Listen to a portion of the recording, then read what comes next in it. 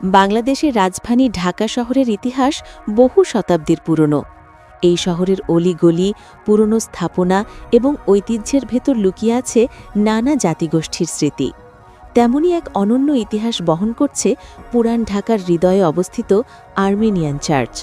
এটি শুধু একটি উপাসনালয় নয়, বরং ঢাকায় বসবাস করা আর্মেনিয়ান সম্প্রদায়ের ইতিহাসের জীবন্ত সাক্ষী। 17 শতক ও অষ্টাদশ শতকে বাণিজ্যের সুবাদে আর্মেনিয়ান জাতিগোষ্ঠী বিশ্বের বিভিন্ন অঞ্চলে ছড়িয়ে পড়েছিল। সেই সময় মুঘল শাসনের অধীনে থাকা বাংলায়ও তারা ব্যবসার সুযোগ দেখতে পায়।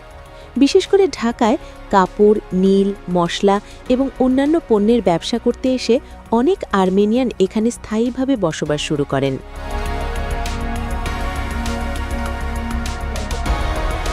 পুরান ঢাকার আর্মেনি টোলায় গড়ে ওঠে তাদের বসতি।